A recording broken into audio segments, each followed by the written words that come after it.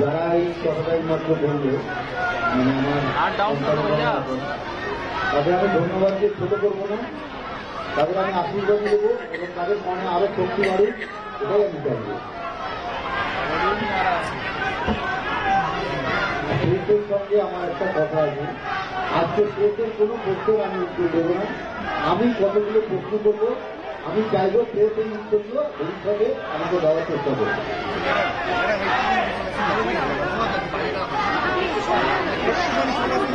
সবাইকে একটু রিকোয়েস্ট করা হচ্ছে, প্লিজ আপনারা একটু শান্ত হয়ে যান, এখন কোনো স্লোগান দেবেন না। আমাদের অভয়ার মা ও বাবা কিছু কথা বলছে, কাইন্ডলি আপনারা একটু শান্ত হয়ে যান। আপনারা আপনাদের জোর দেন। ঠিক আছে, সরে হ্যালো,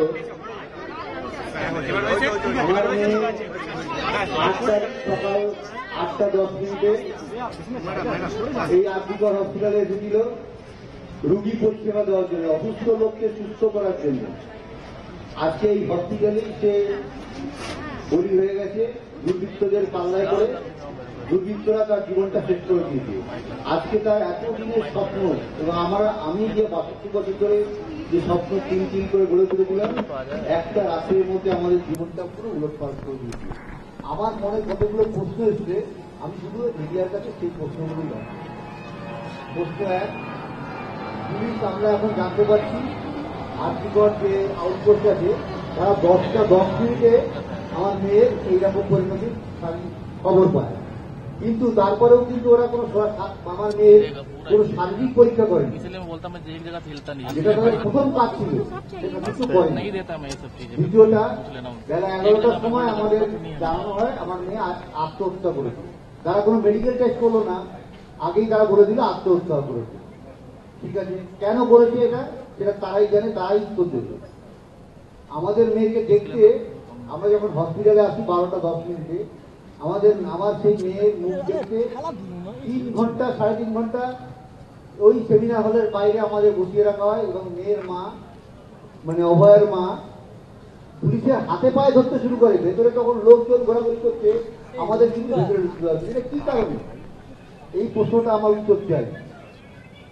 পোস্টমর্টম করতে হাসপাতালে দেরি করলো কেন? পোস্টমর্টম তো সাধারণত 4-5টার মধ্যে করা উচিত ছিল, কিন্তু দেখা গেল 6টার আগে পোস্টমর্টমটা হলো, 6টা থেকে শুরু হলো।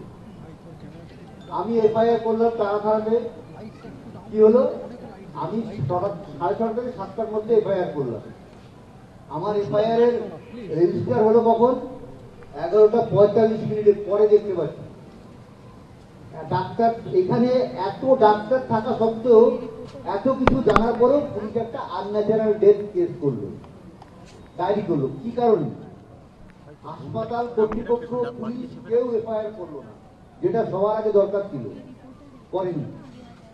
12টা থেকে বিকাল 7টা পর্যন্ত আমরা এই আরজিকর হসপিটালে কর্মীদের ছিলাম, কিন্তু হাসপাতাল কর্তৃপক্ষ এবং ঊর্ধ্বতন কর্তৃপক্ষ কেউ আমাদের সঙ্গে কি কথাও বলেনি। আমরা দেহ রেখে দিতে চেয়েছিলাম, আমরা দেহটা রেখে দিতে চেয়েছিলাম, কিন্তু যে কোনো মানে এত প্রেশার আমাদের তৈরি করা হয়েছিল সেই সময়। আমরা টালা থানায় গেছিলাম, টালা থানার সামনে আমরা 1 ঘন্টার উপরে বসেছিলাম। 3 থেকে 400 পুলিশ আমাদের ঘিরে, যেখানে একটা এমন পরিস্থিতি তৈরি করে আমরা বাড়িতে গিয়ে 400 থেকে 400 পুলিশ আমার বাড়ির সামনে ব্যারিকেড করে দাঁড়িয়ে আছে। কিন্তু এমন অবস্থায় আমাদের আর কোনো কিছু করার ছিল না, সবাই হিলে যাবে তোমার দাহ করতে বাধ্য। কিন্তু এখানেও একটা আমার প্রশ্ন, আমার মেয়ে ছেলে কোথায় মারা গেছে, শ্মশানের যে খরচ, সেই খরচটা ফ্রি করে দিচ্ছে কারা? আমরা জানতে পারিনি কিন্তু আজ পর্যন্ত। কেন করা হয়েছে? কেন? আমার মেয়ে আত্মার পরিচয় খুব কষ্ট হয়েছে যে লাস্ট শেষ সময় হচ্ছে ভেবে গেছে যে আমার বাপি এই কত টাকা বাপি খরচা করতে পারলো না। কি মর্মান্তিক ছিল সেই দিনটা আমার কাছে। এই প্রশ্নের উত্তরটা আমার কে দেবে?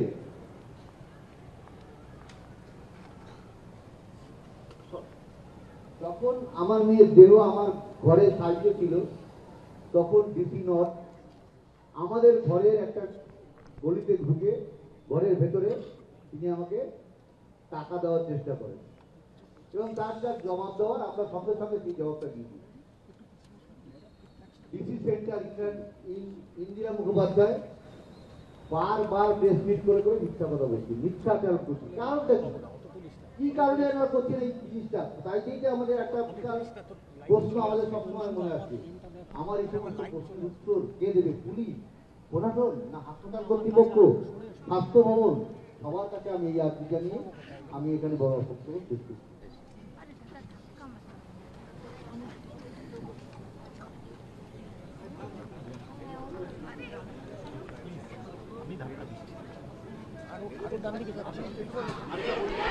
দাদা মোবাইল ডাউন কত?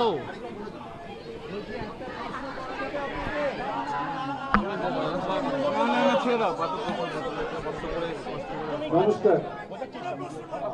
আজকে প্লিজ আপনারা আজকে কোনো প্রশ্ন করবেন না। প্রশ্ন উনি কতগুলো লিখেছেন তার উত্তর আমাদের সবাইকে খুঁজতে হবে। আজকে প্লিজ কোনো প্রশ্ন করবেন না। ওনার বাড়ির পরিবার সবাই এসছেন।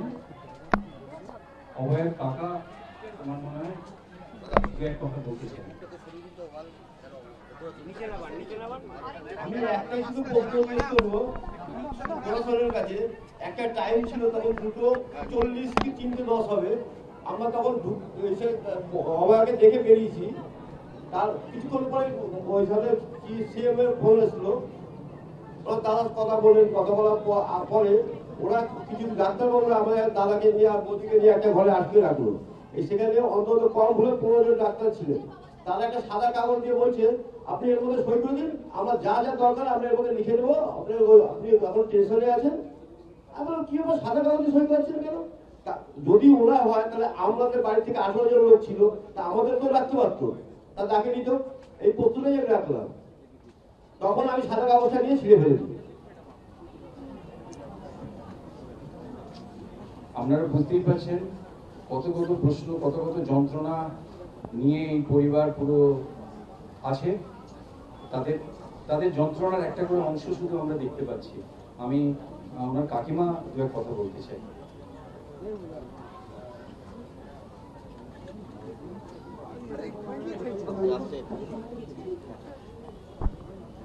আমরা যেদিনকে 9 তারিখ আমাদের বাড়ির মেয়ে ডাক্তার দিদি অভয়া তিলোত্তমা যাই বলে আপনারা চেনেন, মানে মেয়েটিকে, হতভাগ্য মেয়েটিকে, আমরা যখন সকাল 10:55-তে মানে খবর পাই, বাড়ির লোক আমাদের কাছে আসে, আমরা কাকা কাকিমা হিসেবে বলছি, যে মুহূর্তে খবর পাই তার 1 ঘন্টার মধ্যে আমরা গাড়ি বুক করে আমরা হসপিটালে যখন আসি তখন 2:10 থেকে 2:15 হবে। তার আগে কি ঘটেছে সেটা আমি বলতে পারবো না, কিন্তু তারপরে যে ঘটনাগুলোর সাক্ষী আমি হয়েছি, বা আমরা চারজন আমরা এসেছিলাম। আমি, আমার মেজো ভাসুর, আমার ছেলে, কোনায় দাঁড়িয়ে রয়েছে রাহুল দেবনাথ, আর পেছনে আমার যা আছেন, এই 4 জন আমরা একসাথে এসেছিলাম। আমরা এসে যখন ঢুকলাম তারপর থেকে দেখেছিলাম আমরা সেমিনার রুমে ঢোকার ওখানে পুলিশের 6 লাখ, আর যারা স্টুডেন্ট ছিলেন তারা ছিলেন। অতি কষ্টে ঠেলে আমরা ভেতরে ঢুকে সেমিনার হলের উল্টো দিকে আমরা যখন গিয়ে ঢুকলাম তখন দেখেছি আমার দাদা দিদিকে একটা ঘরে বসিয়ে পাখার নিচে কেউ জল এনে দিচ্ছে, কেউ এই ঘর থেকে ওই ঘরে নিয়ে যাচ্ছে, একবার এই ঘর একবার ওই ঘর, জল খান, পাখার নিচে বসুন, এই চলছে। লাস্ট মানে 2টোয় যদি আমরা পৌঁছে থাকি 4টে অবধি এই জিনিসগুলো হয়েছে, 3:30 অবধি এই জিনিসগুলোই হয়েছে। তার মাঝখানে পুলিশ এসে বারবার করে ঘিরে ধরে বারবার একটাই কথা, আপনারা চলুন প্রিন্সিপালের ঘরে যাবেন। আমরা তখন পুরো পরিবার দাদা দিদিকে ঘিরে রেখে আমরা বলেছি না, ওনারা কোথাও যাবেন না, দরকার হলে প্রিন্সিপাল এখানে আসবেন।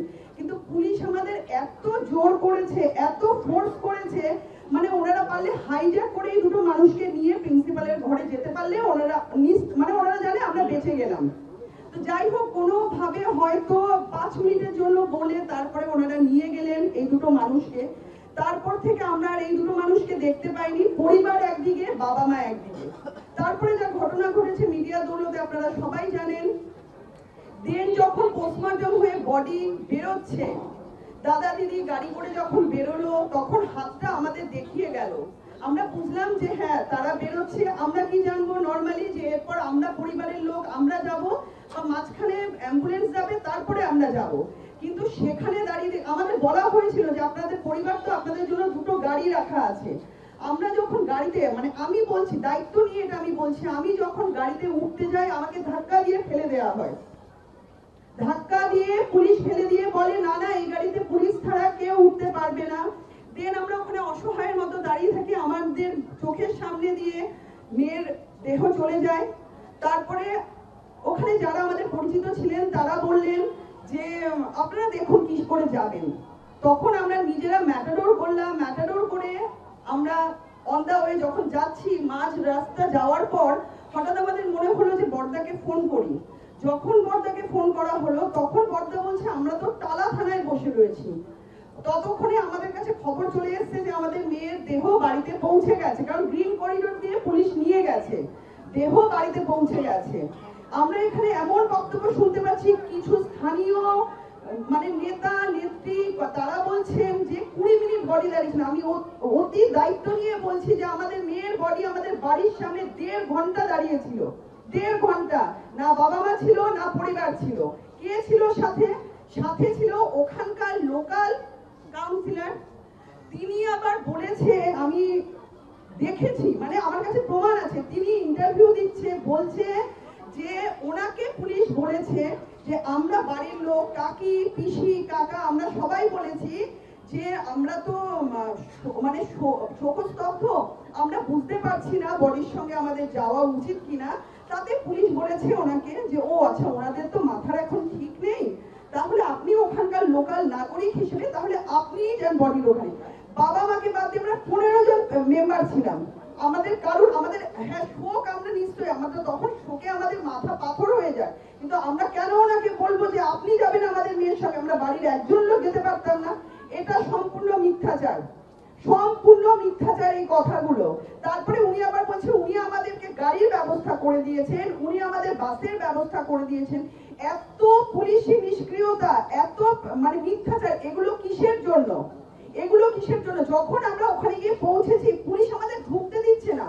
আমি বলছি আমরা পরিবারের লোক, বলছে পরিবারে কত লোক থাকে? তারপর আমি ওনাদের দিকে কড়া দৃষ্টিতে তাকিয়ে বলেছি একটু একটু মানবিক হন। তখন পেছনে যে দাঁড়িয়েছিলেন অনেক পুলিশ আধিকারিকরা তারা বলছে ছেড়ে দে, ছেড়ে দে, ঠিক আছে ম্যাডাম যান যান। মানে আমার প্রশ্ন, একটা পরিবারে কি শুধু বাবা মা থাকেন? আর কেউ থাকে না? পরিবার বলতে আর কেউ নেই? পরিবার বলতে আমরা শুধু বাবা মাকে বুঝি? এই প্রশ্নের উত্তরগুলো কে দেবে আমাদেরকে? এই প্রশ্নের উত্তর চাই। আমাদের সঙ্গে চরম নিষ্ক্রিয়তা করা হয়েছে, চরম মানে পুলিশের যতক্ষণ পর্যন্ত না বডি দাহ হয়েছে ততক্ষণ পর্যন্ত 300-400 পুলিশ একেবারে ঘিরে রেখেছিল আমাদেরকে। যেই মুহূর্তে আমাদের মেয়ের বডি দাহ হয়ে গেল আর একটা পুলিশ নেই। কি করে পরিবার আসবে, কি করে কে আসবে, কারুর কোনো দরকার পড়েনি, কারুর কোনো জানার দরকার নেই। সেই মানুষগুলো যদি শ্মশানেও থেকে যেত তাহলে হয়তো থেকে যেত। এতটা সক্রিয় ছিল পুলিশ বডি নিয়ে যাওয়া পর্যন্ত। যখন দাহ হয়ে গেল তখন পুলিশ নিষ্ক্রিয় হয়ে গেল।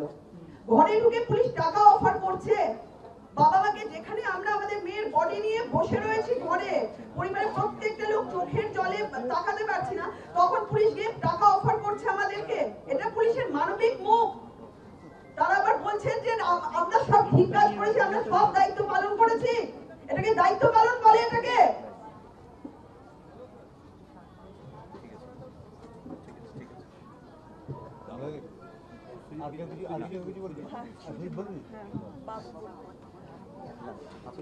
আমি এই অভাগী অভয়ার দাদা রাখিটা আবার বাঁধতে পারি। আপনারা সবই শুনলেন এখানে। আমরা বুঝতে পারিনি যে বডিটাকে হসপিটাল থেকে বের করার এত কি তাড়া ছিল প্রশাসনের। আমরা বডিটা বের করার সময় তো অনেকবার বারণ করেছিলাম প্রশাসনকে যে আমাদের সময় দিন, কিন্তু জানি না আমাদের বডিটা বের করার জন্য এত কি তাড়া ছিল, বা বডিটা দাহ করার জন্যই বা এত কি তাড়া ছিল। আমরা তো চেয়েছিলাম বডিটা থাক, কিন্তু সেই সুযোগ আমাদের প্রশাসন দেয়নি। আমরা শুধু সবার কাছে একটাই দাবি,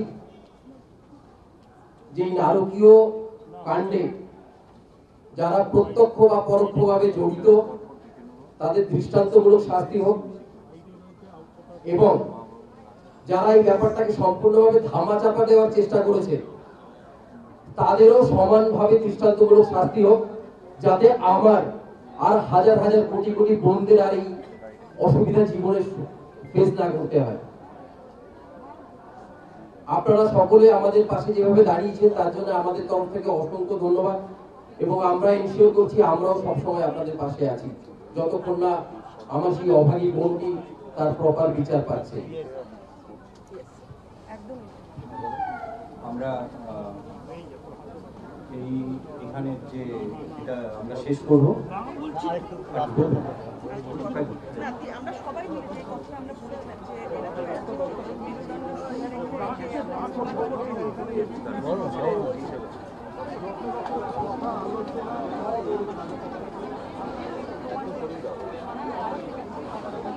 হ্যাঁ বলো কমলাদা শেষ করতে হতে বলুন বাইরে কি হচ্ছে। আপনারা সবাই শান্ত থাকুন, আপনারা সবাই শান্ত থাকুন, কোন রকমের কোনো বিশৃঙ্খলা করবেন না, আপনারা একটু শান্ত থাকুন। ঠিক আছে অসুবিধা নেই বলুন। আচ্ছা, আর একটা কথা আমাদের পুরো পরিবারের তরফ থেকে সবাই বলছে, যেটা আমরা এতদিন ধরে আমরা দেখেছি মিডিয়ার মাধ্যমে আমরা অনেক কিছু জেনেছি, আমাদের কাছে তো যা প্রুফ এভিডেন্স আছে সেগুলো তো আমরা সব সিবিআই এর হাতে তুলে দিয়েছি। তার সাথে আমাদের এই জুনিয়র ডাক্তার বা যে মানে সবার উদ্দেশ্যে একটাই কথা, আমরা যতক্ষণ হসপিটালে পৌঁছাইনি আপনারা তো ছিলেন, মিডিয়ার মাধ্যমে আমরা কিছু কিছু জিনিস দেখেছি যে আপনারা সেগুলো মানে প্রচার করেছেন, তো সেগুলো থেকে আমরা অনেক কিছু জানতে পেরেছি। তাই জন্য আপনাদের কাছে আমাদের করজোড়ে পুরো পরিবারের তরফ থেকে বাবা মা পুরো পরিবার অনুরোধ করছে, যদি এরকম কোনো এভিডেন্স আপনাদের কারোর কাছে থেকে থাকে তাহলে এই অভয়া তিলোত্তমার মুখ চেয়ে আপনারা নাম না প্রকাশ করে আপনারা সেই তুমি কিচ্ছু দেখে থাকে আপনারা সেই প্রমাণগুলো সিবিআই বা মিডিয়াদের হাতে তুলে দেবেন, যাতে আমাদের অভয়া বিচার পায়, সঠিক বিচার পায়। আমরা কিচ্ছু চাই না, শুধু চাই সঠিক বিচার পাক আমাদের ঘরের মেয়ে। এইটুকুই আমি বলবো, আর কিছু বলার নেই।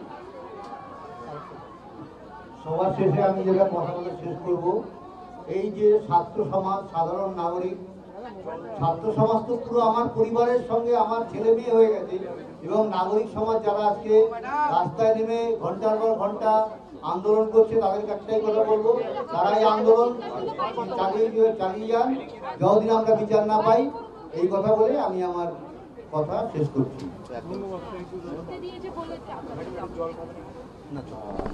আপনাদের সবাইকে আমরা প্রেস উইকের কাজটা এখানে শেষ করছি। শুধু একটাই কথা শেষ সময় বলা উচিত, যে আর্জিগড়টা পরিবর্তন হয়ে গেছিল, সেই নতুন করে আর্জিগড়টা যারা গড়ে তুলছে তাদেরকে আমাদের পুরো পরিবারের তরফ থেকে খুব নিশ্চয় জানাই। আমরা এখানে প্রেস মিট শেষ করছি।